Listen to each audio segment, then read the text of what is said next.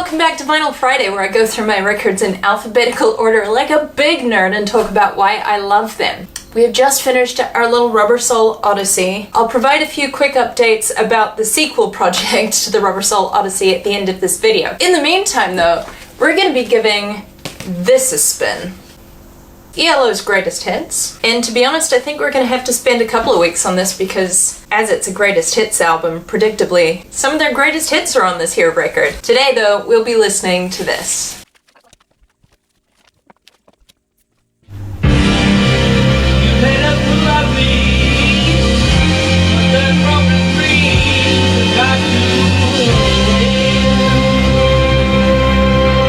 In case you can't tell, I love this song. I'm so excited to do this episode today. I think it's serendipitous that this is the next album that has come up alphabetically since we finished our action-packed Rubber Soul adventure, because ELO is very tangled with the Beatles. The man who wrote the music and the lyrics and did the production for ELO, Mr. Jeff Lynne, actually got into music because he was inspired by the Beatles. Now, I know that's not exceptional. A lot of people got into music because they were inspired by the Beatles. But he's written songs for ELO as sort of sequels to Beatles songs, like Mr. Blue Sky was written as a sequel to A Day in the Life. On the way downstairs and drank a cup. He was in the Traveling Wilburys with George Harrison. Everything will work out fine. George and Ringo both played on ELO recordings, like this one.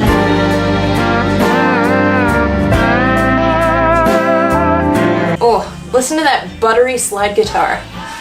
It's unmistakably George Harrison. He not only produced George Harrison's Cloud 9 album and Paul's Flaming Pie album, he also co-produced actual Beatles singles for the Anthology Project.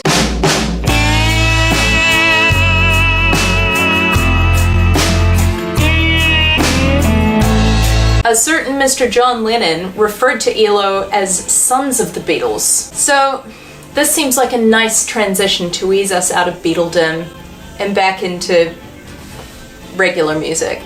Although we're listening to Evil Woman on ELO's greatest hits, it of course first appeared on their 5th album, Face the Music. It is a song that reached number 10 on the US and UK charts, but it reached number 8 on the New Zealand charts, so we must just really like it here. More than they like it in the US and the UK, apparently. So my understanding of it is that Jeff Lynne finished Face the Music. The album was done, and they didn't have a good single. So he sent the band out to play a game of football and wrote this entire thing in a few minutes. Boom, number 10 hit.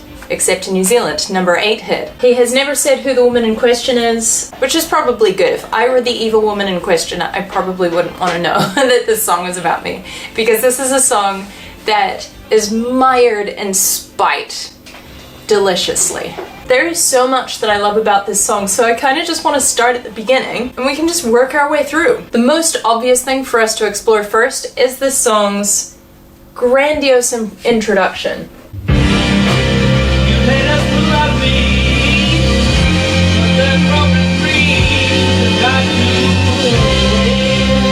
Ooh, the tension, the drama. This band was formed with a mind to meld modern pop music with classical sensibilities. So strings obviously are a big feature on ELO recordings, and I think it gives it an incredible dramatic flair. As you can see in this introduction, it is high drama from jump. It just explodes into being.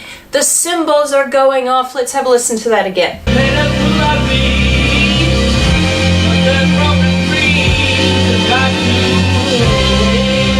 There are crescendos happening, it's swelling, it's huge, the chords are really tense. There's a chord especially right at the end, considered one of the most uncomfortable, tense, maybe even ugly chords in Western music. As such, it is a chord that is begging to be resolved, which of course it is here. Ugly chord, resolution.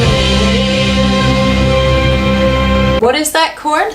Piano correspondent is going to show us. Aren't you, piano correspondent? Yes, I am. Then this, and then resolution.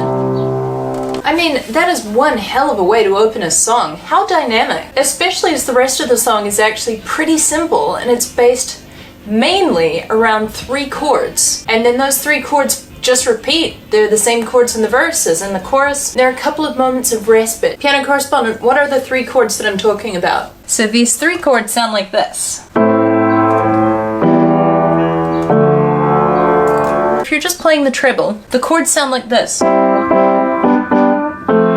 But in the bass, they're playing this. It's coming from my job. So the chords sound like this. But the bass notes are this. Together, they do this. So they form upper extensions. Pretty nifty, huh? If the bass notes were the same as the chords, it would sound like this. Or even if it were minor, it would sound like this. But because they do this, it sounds cool. So here they are in the verse. Different chords. And we're back into the original chord sequence. There's a lot to love about that introduction. Something that I find really striking about that is that an introduction to a song that isn't necessarily revisited at any point in the song used to be really common earlier in the 20th century. If you listen to a song like Let's Call the Whole Thing Off by Ella Fitzgerald and Louis Armstrong, it has this introduction. Things have come to a pretty pass. Our romance is growing flat. For you like this and the other, while I go for this and that. Before it jumps into the main body of the song. Potato, Potato, tomato, let's call the whole thing off. And I think that's what Paul McCartney was going for on Honey Pie. The bit where he sings, North of England, where she was... I can't remember the first line of the song. All I've got is, North of England way. Now she's hit the big time. I can't believe I can't remember this. I have to look this up. Shameful. She was a... What is it? She was a Working girl. She was a working girl. Right. It's the bit that goes... She was a working girl, North of England way. Nope, that's out of my range. And then he never revisits that in the rest of the song. honey pie. You are making me crazy. So that's what this song has. This song has a very old-fashioned, here is the song. Great, now that we've spent 10 minutes on the introduction of the song, let's get into the actual thing. Oh, no, I'm not done. What I like about this is that there is care and attention that is given to a part of the song that isn't considered the important part. I feel like this is not something that we really do in mainstream music anymore. A lot of songs will just start pretty unceremoniously. We were good, we were gold, kind of dream. I have this thing where I get older, but just never wiser.